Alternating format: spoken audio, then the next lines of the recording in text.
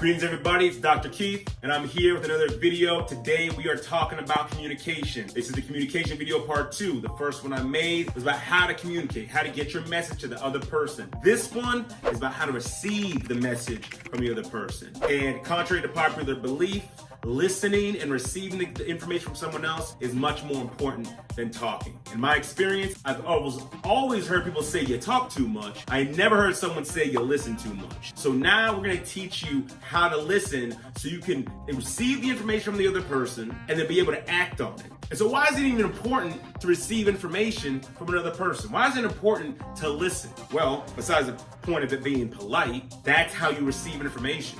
That's how you understand where the other person is coming from. That's how you're able to determine how you should respond in a situation. So if your wife is yelling at you and screaming at you, or your husband is yelling at you and screaming at you, and you're not getting what they're saying, and you didn't get what they were saying before because you weren't listening, that could lead to a horrible, horrible marriage. That could lead to divorce. That could lead to problems with your children. That could lead to fights and yelling. That could lead to all types of horrible things. If you don't receive the information your boss is giving you, that could lead to you being fired. If you don't receive the information for what your children are giving you, that could lead to an estranged relationship, or if worse, your children go to other people in order to get what they're trying to get, right? So listening is extremely, extremely important, and you all got to get this lesson because this could save your marriage, this could save your job, this could save your relationship with your children, this could repair and help your relationship with your siblings and your parents, whatever. This can help you in every area of your life. So it's really, really important y'all catch this message. All right, so what's the first thing you got to do to receive information from somebody, right? To listen. The first thing you gotta do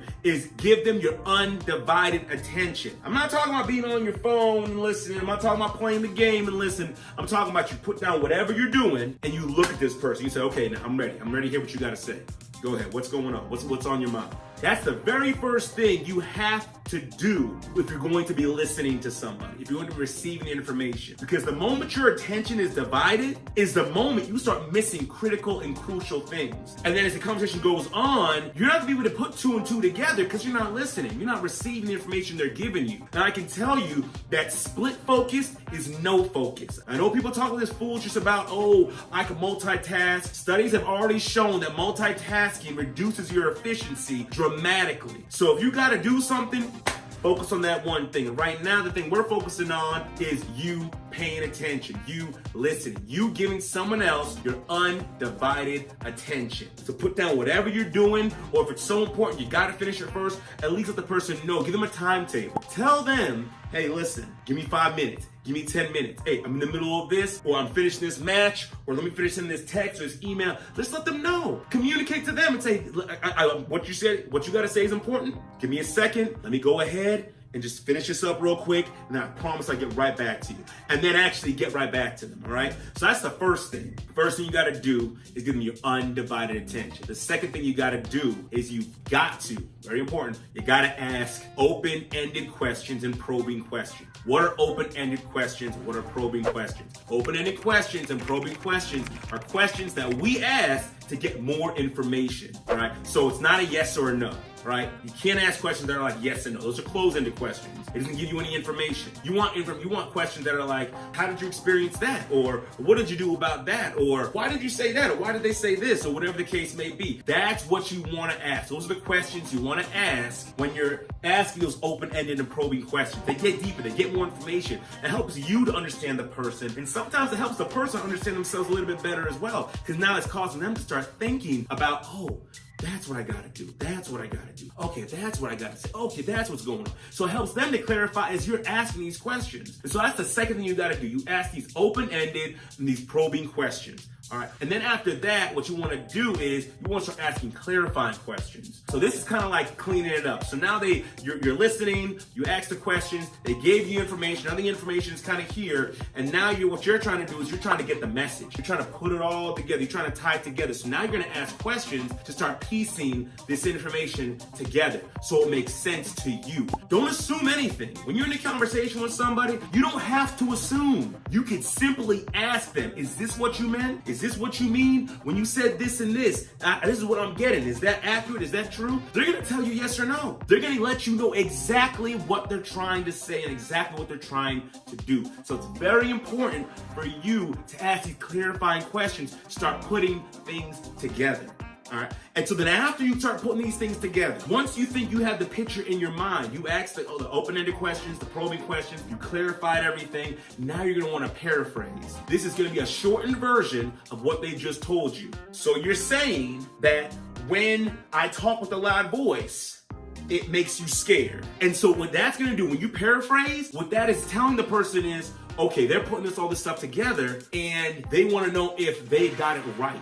Again, like I said, you don't have to assume. So if they say, nah, not exactly, then you go back and start asking some more questions. Don't get mad at how long it might take. People are important, and what they have to say and what they think and what they feel is also very important. So don't get mad if it's like, nah, you didn't really quite get it. Then you can just ask some more questions. Ask for more information, all right? And then you go back. Right? Open-ended, probing, then you go back to clarifying, then you go back to paraphrase, and once you paraphrase, then they're gonna say, yeah, that's about it. Then at the very end is what you do.